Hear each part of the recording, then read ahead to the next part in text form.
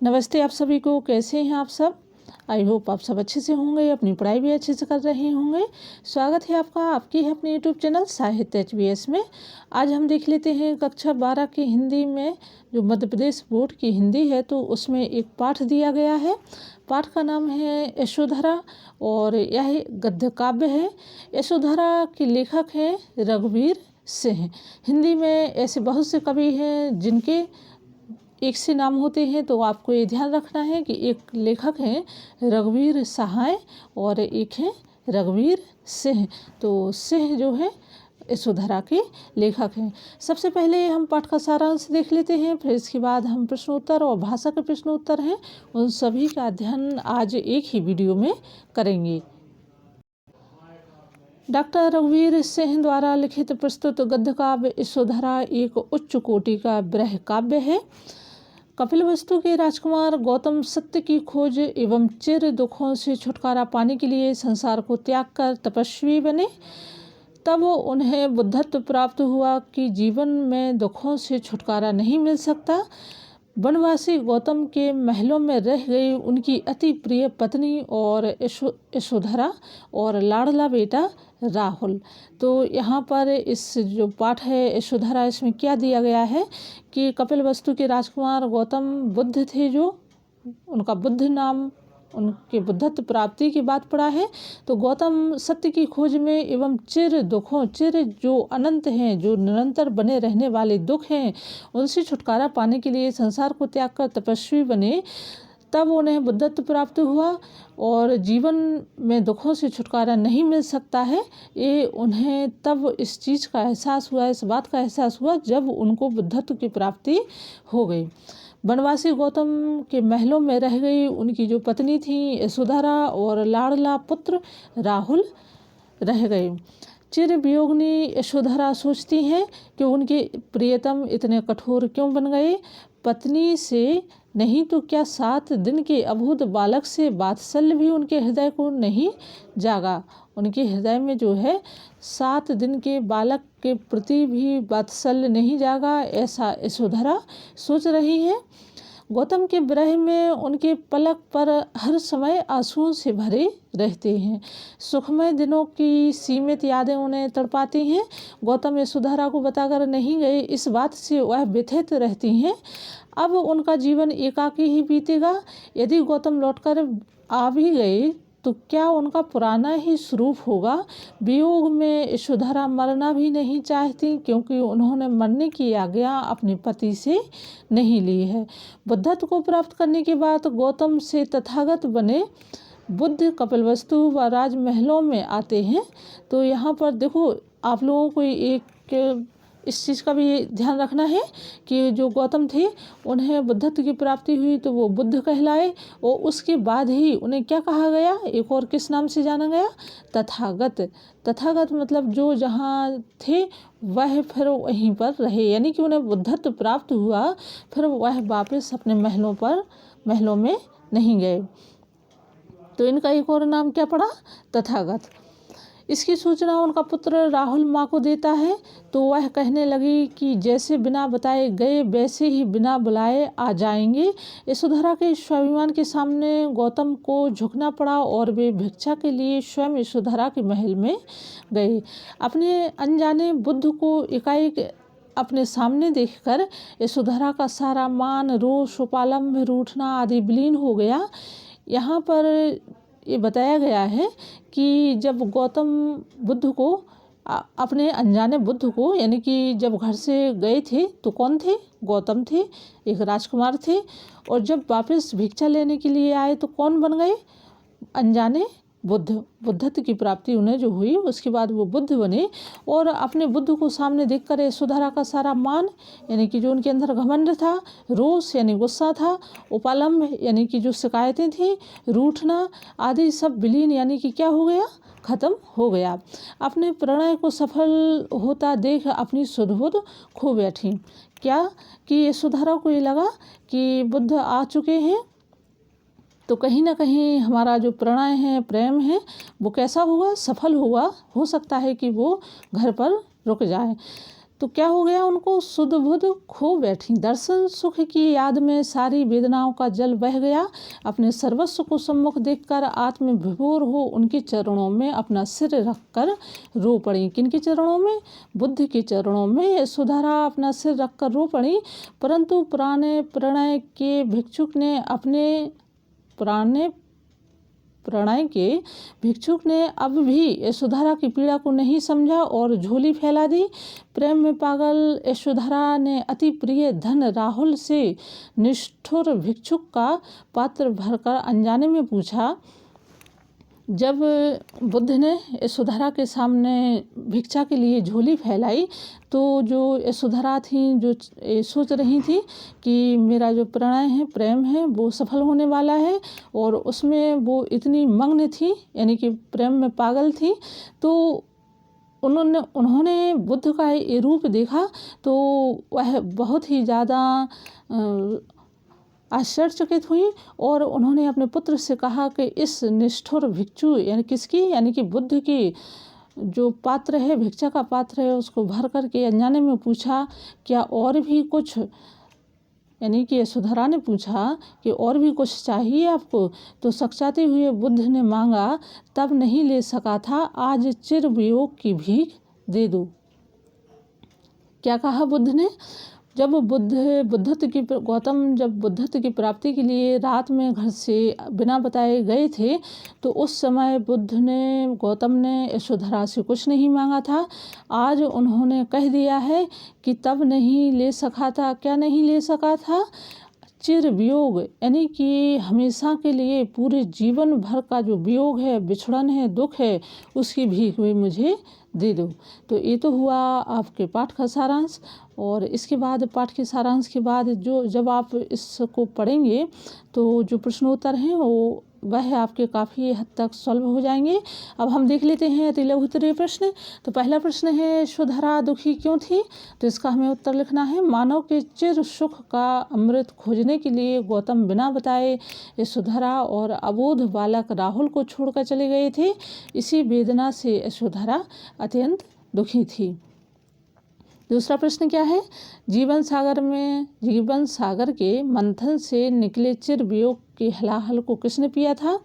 तो इसका सही उत्तर हमें क्या लिखना है, चिर वियोग के उस भयंकर हलाहल को गौतम की पत्नी यशोधरा ने पिया था। चिर वियोग कैसा?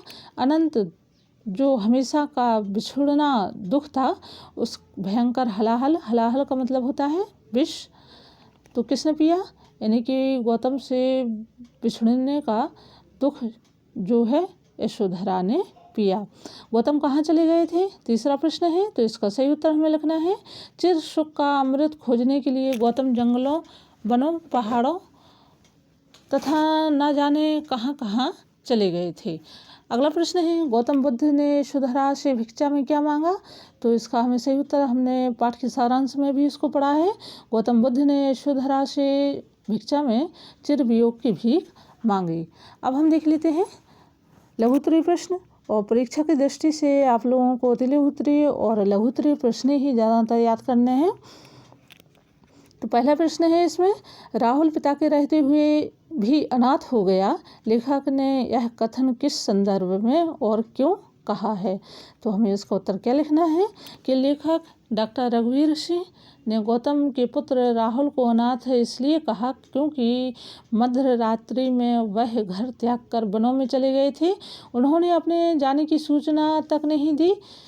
राहुल के पिता गौतम जीवित थे परंतु घर परिवार को छोड़ दिया। इस कारण राहुल पिता के जीवित होने पर भी अनाथ था। उस समय राहुल मात्र 1 सप्ताह का था। लेखक ने उचित ही कहा है कि राहुल पिता के रहते हुए अनाथ हो गया। अब हम दूसरा प्रश्न देख लेते हैं, हिमालय की छाया में रहकर भी यशोधरा का ताप पिघलता क्यों नहीं है? तो इसका हमें उत्तर लिखना है, ताप पिघलने का अर्थ है, देखो यहाँ इस प्रश्न का क्या अर्थ निकल रहा, हिमालय की छाया में, यानी कि जो यशोधरा कपिलवस्तु है वो कहाँ पर है? हिमालय के पास ही है। वो वहाँ का वातावरण कैसा रहता है? ठंडा रहता है। लेकिन इसमें ये पूछा गया है कि यशोधरा का ताप पिघलता क्यों नहीं है, यानी कि यशोधरा के अंदर जो ताप है, जलन है, गर्मी है, वो क्यों नहीं पिघल रही। तो यहाँ यशोधरा का जो ताप है वो कैसा है? पति से बिछुड़ने का ताप है, जिसका प्रभाव हिमालय की छाया या ठंडक, जिस पर इसका प्रभाव नहीं पड़ सकता है।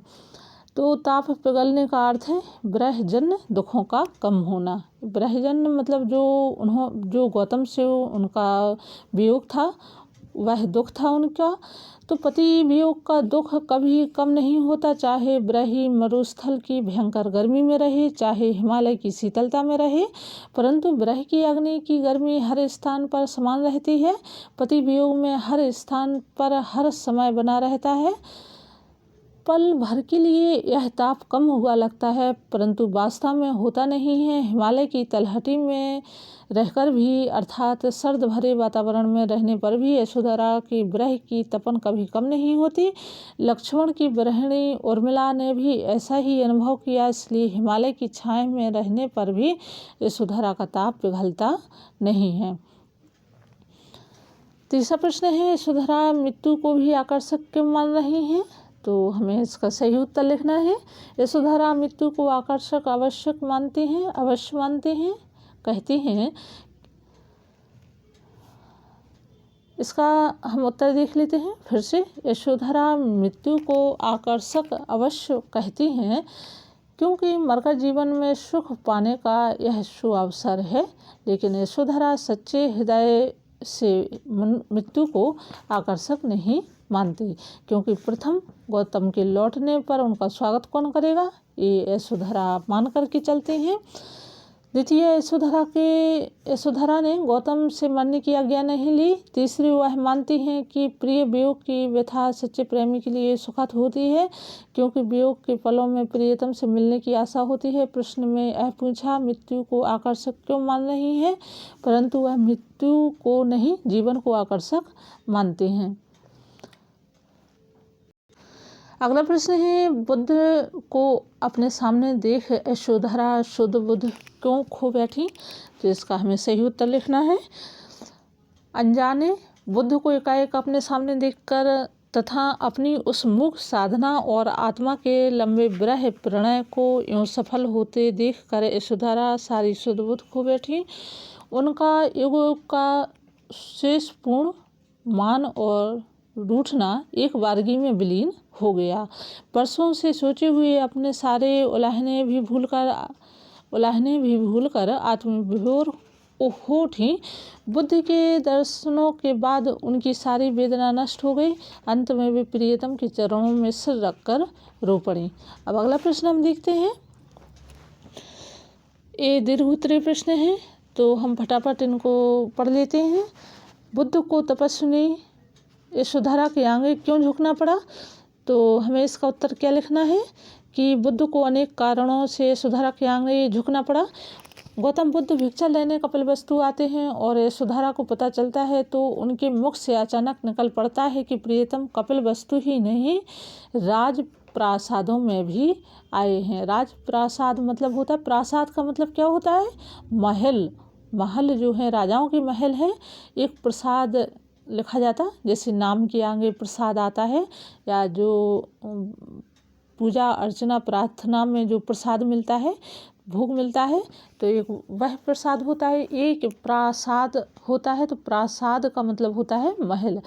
तो कपिलवस्तु ही नहीं, राजप्रासादों यानी कि राजाओं के महलों में भी आए हैं। कुछ ही कदम की दूरी है। आंखें उन्हें लालसा से देखने के लिए तरस रही हैं, परंतु स्वाभिमानी यशोधरा उनसे मिलने नहीं जाती। गौतम तो चोरी छिपे रात के अंधेरे में सर्वस्व अर्पण करने वाली यशोधरा की ओर से मुँह फेर कर निकल गए थे, तो क्यों नहीं वह बुद्ध अब उन्हें स्वयं देखे। वे आगे कहते हैं कि प्रेम प्रणय को भी तो वह स्वयं ही आए थे, फिर आज क्यों यशोधरा उनके पास जाए। तब वह प्रेम की भीख मांगने आए थे, लेकिन अब तो वह सचमुच भिक्षुक बनकर आए हैं। आज यशोधरा के पास कुछ नहीं है, तब राजरानी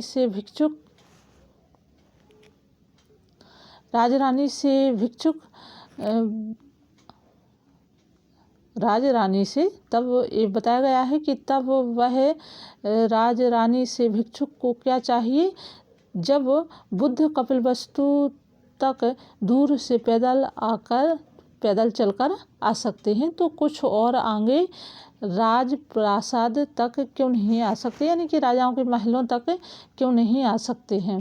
कामदेव को जीतने वाले तथा संसार को चिर दुखों से मुक्ति दिलाने वाले तथागत को तपस्विनी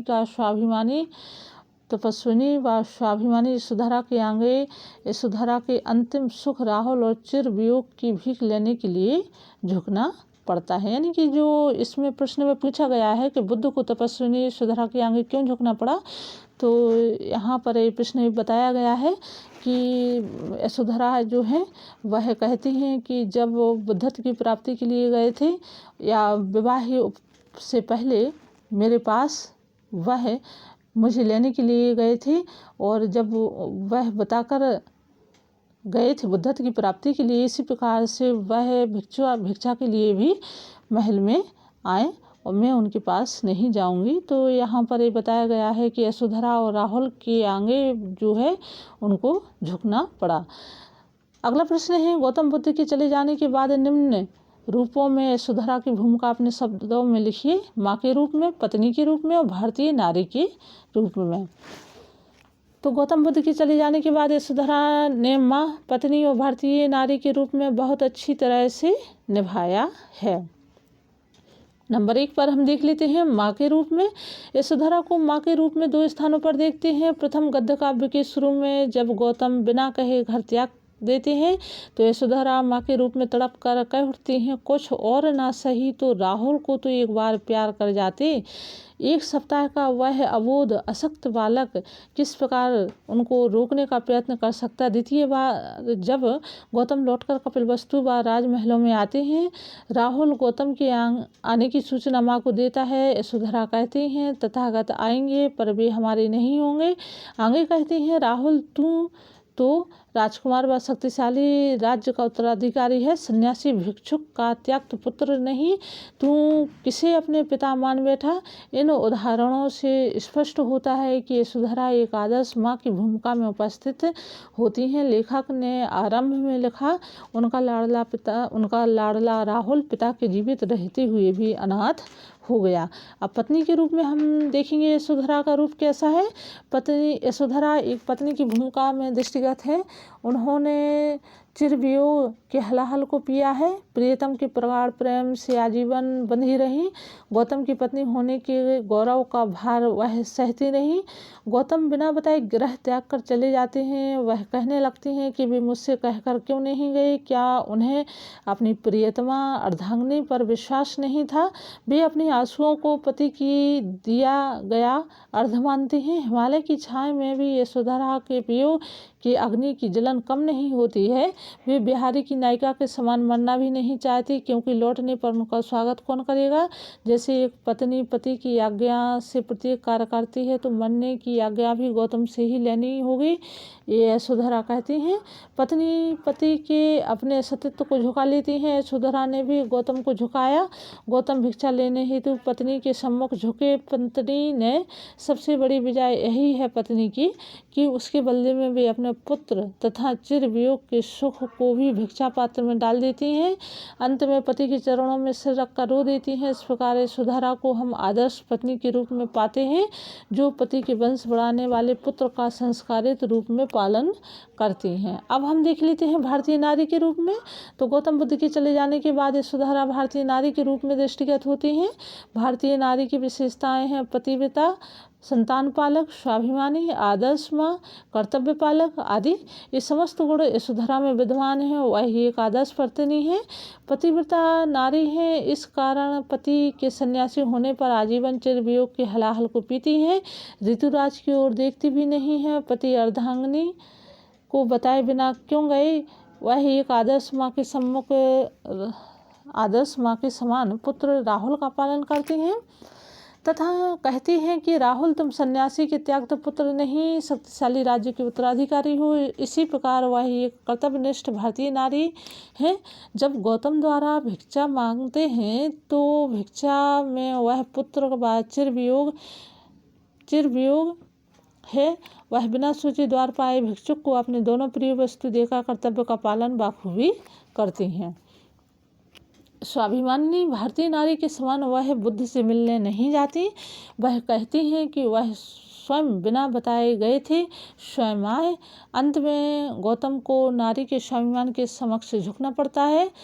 अपने सर्वस्व को नत देखकर उनका रोष, मान और पालम विरह गायब हो जाता है। तब वह भारतीय नारी के हृदय की सारी उदारता उमड़ पड़ती है। अगला हम प्रश्न देख लेते हैं, क्या वियोगी हृदय की ये निश्वासें भी कभी प्यार की ठंडी दुलारी बयार बन सकेंगी? यशोधरा की अनागत पीड़ा को अपने शब्दों में व्यक्त कीजिए। तो हमें इसका उत्तर क्या लिखना है? गौतम ने मानव के लिए चिर सुख का अप्राप्त अमृत पीने के लिए परिवार व संसार को त्याग दिया। क्या मतलब हुआ इसका? कि गौतम बुद्ध ने मानव के चिर सुख यानी कि मनुष्य के सभी दुखों से छुटकारा पाने के लिए तथा चिर सुख अनंत सुख का पाने के लिए का जो अमृत है वो पाने के लिए क्या किया उन्होंने? परिवार व संसार को त्याग दिया। यशोधरा आजीवन वियोगिनी बन गई। उनकी व्यथा को सुनने वाला कोई उद्धव नहीं था। जिस प्रकार से यहाँ ये कहा गया है कि जैसे गोपियों की व्यथा को सुनने वाले कौन थे? उद्धव, संदेश ले जाने वाले। उनका संदेश ले जाने वाला कोई नहीं था। इस कारण उनकी प्यासी आंखों में तप्त आंसू बह रहे थे, हृदय की निश्वासें निकल रही थी। उनकी तप्त सांसों के लिए यशोधरा कहती हैं कि क्या वे सांसें कभी शीतल हो सकेंगी? अर्थात गौतम से उनका मिलन होगा। उनका जीवन अब एकाकी ही बीतेगा। सुख की बीती रातें फिर नहीं आएंगी, जवानी भूलकर भी नहीं लौटेगी। तो सन्यासी गौतम भी लौटकर आने लगे। तब निश्वासों का हलाहल यशोधरा को आजीवन पीना होगा। वैसे तो गौतम लौटकर नहीं आएंगे, यदि आ भी गए तो एक नए रूप में यानी सन्यासी भिक्षुक बनकर आएंगे। इस स्थिति में यशोधरा की तप्त सांसें शीतल पवन में नहीं बदल सकती। यशोधरा का दुख मृत्यु पर्यंत था, यहाँ तक कि तथागत चिरवियोग भिक्षा में ले गए। तथागत यानी बुद्ध, चिरवियोग यानी कि हमेशा के लिए दूरी, तो भिक्षा में क्या ले गए। अब अगला है, अंतिम प्रश्न है इसका, गृहिणी और उदास यशोधरा की मनोदशा का वर्णन कीजिए। देखो अब यहाँ पर ये चौथे प्रश्न में जो है पूरे पाठ का सारांश ही आएगा और इसको खास तौर से आप लोगों को याद करना है। तो चौथे प्रश्न में का उत्तर हम लिखेंगे, गृहिणी यशोधरा उदास अवस्था में बैठी हैं, पलकों पर प्रतिपल आंसू विराजमान रहते हैं, होंठों पर विरह की पीड़ा रहती है। उनका जीवन साथी गौतम भी उनके साथ नहीं है। जगमाता पृथ्वी भी उन्हें शत्रु जान पड़ती है। उनके नेत्र स्नेह दीप से चमकते रहते हैं। अब उनका प्रकाश कम हो गया है। उनकी आंखें बसंत के सौंदर्य को भी नहीं देख सकती। बीते दिनों की सुख की स्मृतियाँ उनके एकाकी जीवन में उभरती हैं। सांसारिक जीवन में वह सूनापन निरंतर और बढ़ता जाता है। गौतम की पत्नी होने का भार भी उन्हें उभरता जाता है। गौतम और यशोधरा के स्नेह बंधन को बुढ़ापा या मृत्यु भी कम नहीं कर सकते। संन्यास को सोचकर यशोधरा का हृदय बार बार भर आता है। बीते सुखमय दिनों की ये प्यार भरी स्मृतियाँ उनके हृदय में बिखरी पड़ती हैं। दूसरों के दुख को समझकर उन दुखों को दूर करने वाले गौतम यशोधरा के दुख को न समझ सके, बिना बताए चले गए। उन्हें अपनी अर्धांगिनी पर विश्वास नहीं था। यशोधरा के हृदय में आज भी वह प्रेममयी मूर्ति बसी है। ठीक है, तो ये तो हुए अपने जो हिंदी पुस्तक है उसके प्रश्नोत्तर। अब इसी पुस्तक में भाषा अध्ययन के भी प्रश्न दिए गए हैं जो आपकी परीक्षा की दृष्टि से बहुत ही महत्वपूर्ण है। तो निम्नलिखित सामासिक शब्दों का विग्रह कर समास का नाम लिखिए। यहाँ पर सामासिक पद दिए हैं, शब्द दिए हैं। कौन कौन से हैं? जैसे नीलकंठ, दुख सागर, जीवन सागर, जीवन संध्या, नर नारी, धर्मचक्र, राज प्रासाद और स्मृति सुख। तो यहाँ हमें सामासिक पद शब्द लिख लेने हैं। तो नीलकंठ, तो इसका हम समास विग्रह कैसे करेंगे? नीला है कंठ जिसका। ठीक है, तो इसमें कौन सा समास होगा? कर्मधारय समास। दुख सागर यानी कि दुखों का सागर तत्पुरुष समास। जीवन सागर, जीवन का सागर तत्पुरुष समास। जीवन संध्या, जीवन की संध्या तत्पुरुष समास। नर नारी, नर और नारी द्वंद्व समास।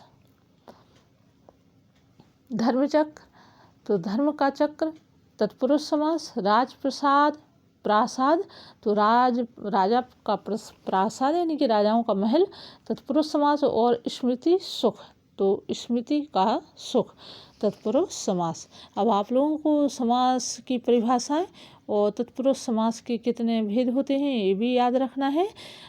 किसी दिन आप लोगों को वीडियो में विस्तृत समास का एक वीडियो दिया जाएगा। अगला हम देखते हैं निम्नलिखित शब्दों में से तत्सम तद्भाव व देशज शब्द छांटिए। तो दिवस, वियोगिनी, सूर्य, लज्जा, अंधियारा, जरा, पत्नी, आँखें, अधर, ब्रह, भग्न, वैरिन, सच्चा, बयार, तरस, उमड़ ये शब्द हैं। इनको हमें छांटना है कि कौन सा तत्सम है, कौन सा तद्भाव है और कौन सा देशज है। तो तत्सम शब्द कौन कौन से हैं? देखो, तत्सम शब्द और तद्भाव इनकी आप लोगों को परिभाषाएं याद करनी है। तत्सम शब्द कौन से होते? तत्सम वह शब्द होते जो संस्कृत से ज्यों का त्यों जिनका प्रयोग हिंदी में होता है तो उन्हें हम तत्सम शब्द कहते हैं। और तद्भाव शब्द कौन है? तो तद्भाव शब्द की परिभाषा आप लोग लिखिए कमेंट में और फिर मैं इसकी बताऊंगी कि तद्भाव शब्द क्या है। तत्सम है वियोगिनी, दिवस, सूर्य, पत्नी, अधर, ब्रह, भग्न। तद्भाव है लज्जा, अंधियारे, जरा, बैरिन, सच्चा, आँखें। और देशज शब्द है तरस, उमड़ और बयार। देशज वह हैं जो देश विशेष, स्थान विशेष पर बोले जाते हैं तो वह देशज शब्द कहलाते हैं, देशज शब्द। अगला प्रश्न है निम्नलिखित शब्दों में दिए गए निर्देशानुसार बदलिए। सूर्य पश्चिम में अस्त होता है तो इसका हमें विधानवाचक बनाना है। तो क्या है इसमें, क्या दिया है? सूर्य पश्चिम में अस्त नहीं होता है, तो अभी तो ये नकारात्मक है, इसको विधानवाचक बनाना है तो इसका नहीं हम अलग कर देंगे। बहुत लंबी रेलगाड़ी है तो इसको हमें विस्मयादिबोधक में बनाना है। तो ओह, अरे, ये शब्द लगा करके हमें ये जो चिन्ह है विस्मयादिबोधक का वह लगाना। कितनी लंबी रेलगाड़ी। अब अगला क्या है? तुम पढ़ने कब जाओगे? तो इसको आज्ञावाचक बनाना है तो इसका हम लिखेंगे पढ़ने जाओ, यानी कि आदेशात्मक तरीके से कहना। अगला है क्या है? माला नहीं नाचेगी तो इसका हमें क्या बनाना है? प्रश्नवाचक बनाना है। तो क्या लिखेंगे हम? क्या माला नाचेगी? अब चौथा है निम्नलिखित वाक्यों के भाव विस्तार कीजिए। तो इसका आपको अर्थ लिखना है तो इसको आप लोग देख लीजिए और यदि चौथे प्रश्न का उत्तर नहीं मिलता है तो कमेंट में बताइए। कमेंट बॉक्स में आप लोग लिखिए जो भी भाषा अपनी विषय से संबंधित परेशानी समस्या हो तो वो आप लोग कमेंट बॉक्स में लिख सकते हैं, पूरा उसका समाधान किया जाएगा और आप लोगों को इसकी PDF भी दे दी जाएगी। टेलीग्राम पर भी आप लोग जाकर के चैनल को सब्सक्राइब कर सकते हैं और ज्वाइन कर सकते हैं। इसी के नाम से है, साहित्य HBX के नाम से। तो वहाँ पर आपको सभी की PDF मिल जाएंगे। कमेंट में ज़रूर लिखिए अपनी क्यूरीज। हम फिर मिलते हैं नए वीडियो नई जानकारी के साथ। तब तक अपना ध्यान रखिए, पढ़ाई अच्छे से करिए। धन्यवाद।